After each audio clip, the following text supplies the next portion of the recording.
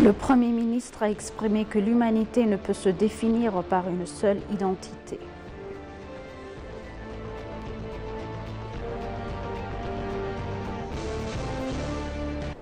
L'Éthiopie et la Slovénie ont tenu leur troisième consultation politique en vue d'approfondir leur coopération.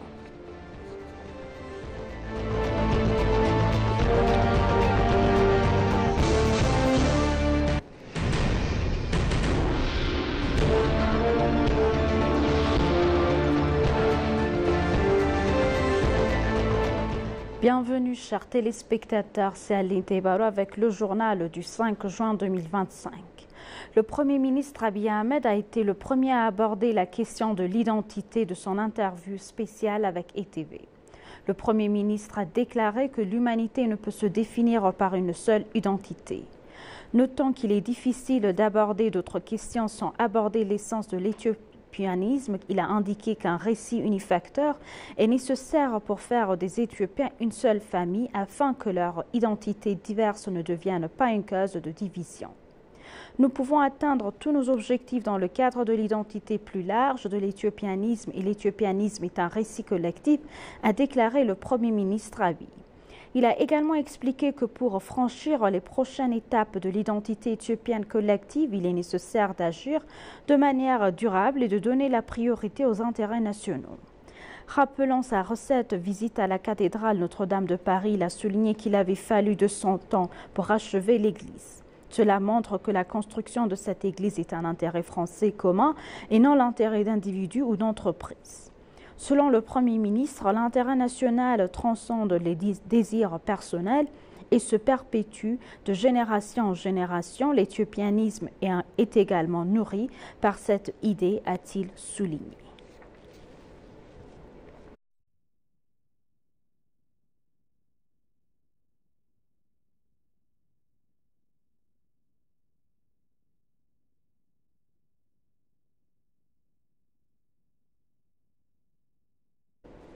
Lors d'une récente visite dans la ville historique de Gondar, le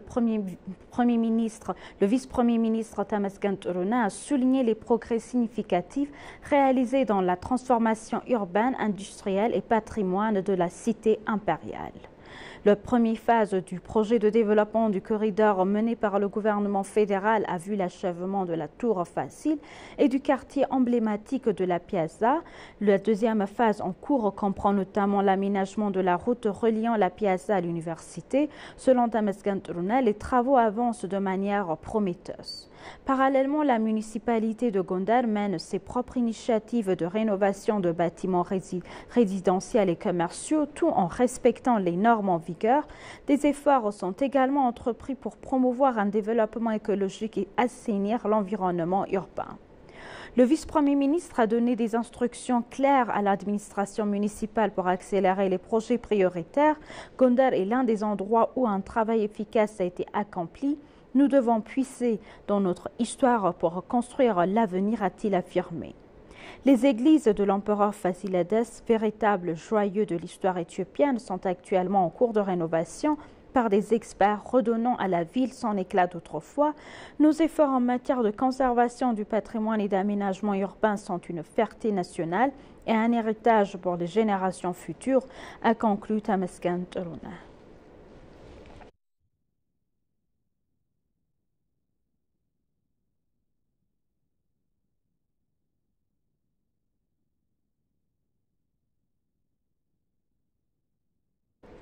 L'Éthiopie et la Slovénie ont tenu leur troisième consultation politique en vue d'approfondir la coopération bilatérale et multilatérale entre les deux pays.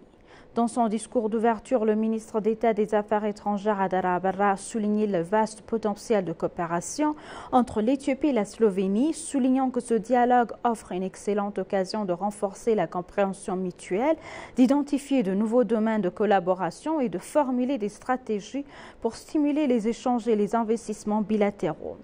Pour sa part, le secrétaire d'État slovène aux Affaires étrangères Marko Susin a souligné que l'Éthiopie est un partenaire important dans la région, non seulement dans la région, mais aussi à l'échelle mondiale.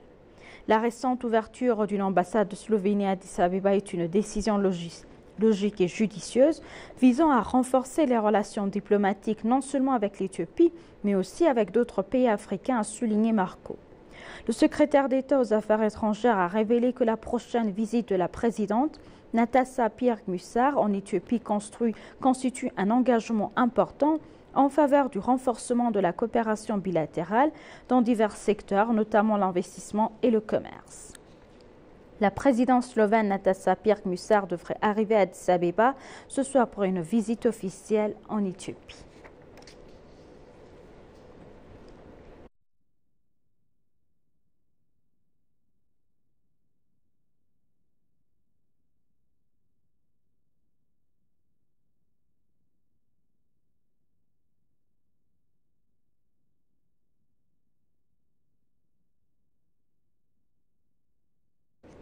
Le ministre de la Paix, Mohamed Idriss, a tenu une conférence de presse sur les questions de paix et de sécurité nationale. Selon lui, les activités menées pour instaurer une paix durable en Éthiopie ont porté leurs fruits. Le ministre a souligné qu'une attention particulière est actuellement portée à l'utilisation des systèmes traditionnels de résolution des conflits pour la consolidation de la paix. Il a indiqué que des efforts sont déployés pour institutionnaliser et utiliser les systèmes traditionnels de résolution des conflits comme outil de paix, les étudiants et en le soutenant. Le ministre a noté que les gouvernements réaffirment son engagement en faveur de la paix et a également mené de nombreuses activités pour instaurer la paix dans la région qui ont connu une période d'insécurité. Il a souligné que la signature de l'accord de paix de Pretoria a permis de rétablir la paix dans la région et de permettre à la communauté de reprendre une vie normale. Il a déclaré que l'engagement politique du gouvernement a permis à la région de rester pacifique et que les efforts de développement ont été renforcés. Il a également mentionné que le processus de paix dans la région d'Amara a été renforcé par les efforts déployés pour résoudre le problème de paix auquel la communauté est confrontée, la nécessité pour chaque partie de soulever pacifiquement ces questions.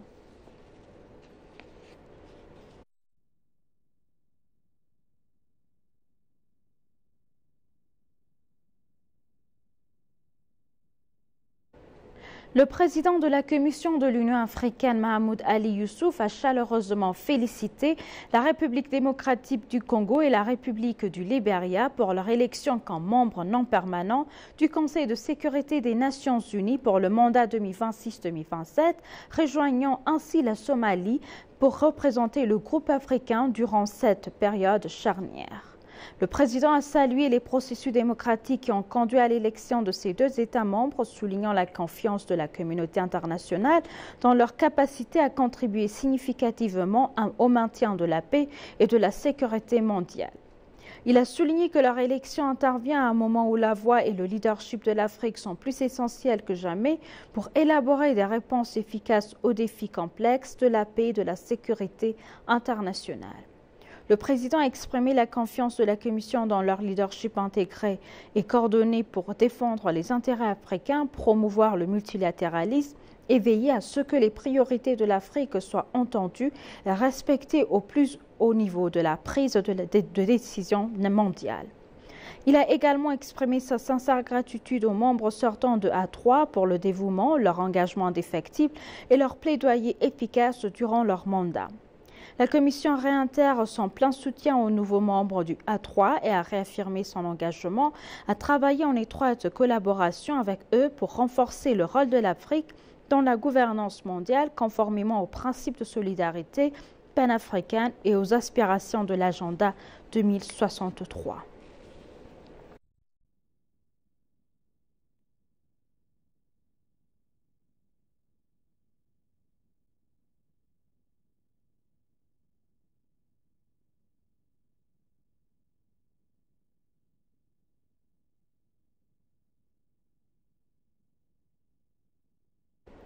Le ministère du Commerce et de la Coopération régionale, le ministère de l'Industrie, le ministère des Finances ont organisé une consultation avec le monde des affaires sur le thème « Le rôle du monde des affaires pour une prospérité inclusive ».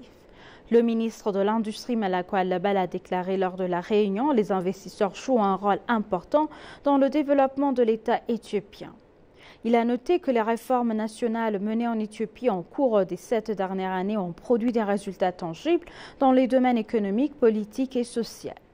Il a ajouté que le succès enregistré en Éthiopie après le changement a été dû aux investisseurs qui ont su exploiter l'environnement favorable au commerce et à l'investissement créé par le gouvernement. En outre, il a ajouté qu'il ne faut pas oublier que le gouvernement a résisté aux pressions nationales et internationales et a atteint ses objectifs. Il a affirmé que l'Éthiopie est sur la voie du redressement, transformant les défis mondiaux et autres difficultés en opportunités. Le ministre a déclaré que les investisseurs jouent un rôle important dans le développement de l'État éthiopien. Il a ajouté qu'ils devraient renforcer leur contribution à la garantie d'une paix et d'un développement durable. Le ministre a également déclaré que le gouvernement devrait soutenir ses efforts en faveur de la paix.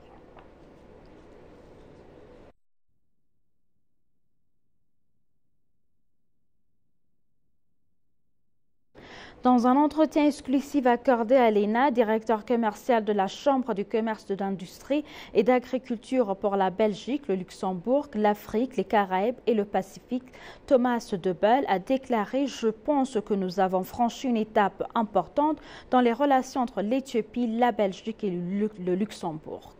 Le protocole d'accord signé renforcera les relations entre les trois économies fortes, Belgique, Luxembourg, Afrique, Caraïbes et Pacifique, ainsi que les entreprises des secteurs de l'agriculture et des technologies de l'information. Lors du forum, des hommes d'affaires éthiopiens et belges opérant dans divers secteurs d'investissement ont présenté leurs produits et services. Un protocole d'accord a également été signé entre la Chambre de commerce et les associations sectorielles d'Addis Abeba et la Chambre de commerce belge définissant les axes de collaboration futurs. Debel a noté que le forum leur a permis d'observer la croissance économique rapide de l'Éthiopie et son large éventail d'opportunités d'investissement. Il a également permis une meilleure connaissance et un meilleur partage d'expériences avec des hommes d'affaires éthiopiens, a-t-il ajouté. Selon lui, cet accord renforcera et favorisera les opportunités commerciales et d'investissement entre les deux pays. Les investisseurs belges ont manifesté leur intérêt pour les secteurs de l'agriculture, des énergies renouvelables, des technologies de l'information et de la santé, entre autres. La présidente de la Chambre de commerce et des associations sectorielles d'Addis Abeba, Zahara Mohamed, a déclaré que la Chambre servirait de passerelle entre les entreprises des deux pays.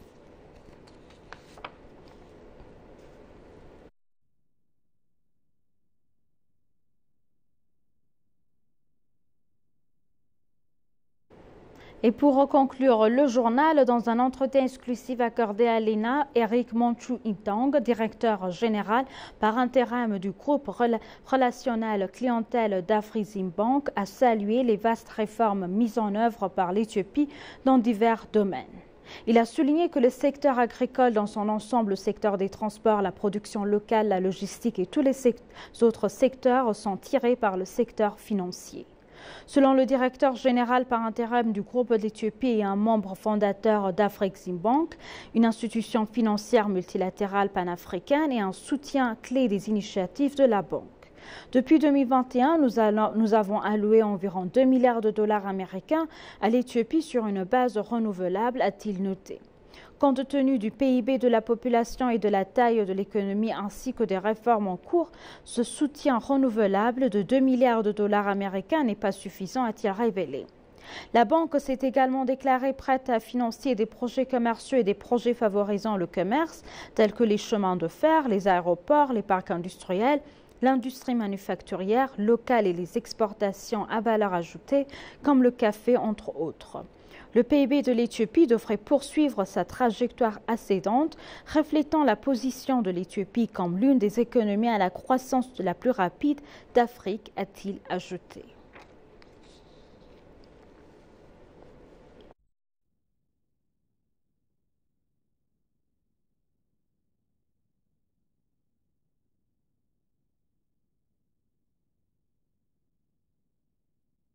Chers téléspectateurs, nous vous rappelons les titres principaux. Le Premier ministre a exprimé que l'humanité ne peut se définir par une seule identité.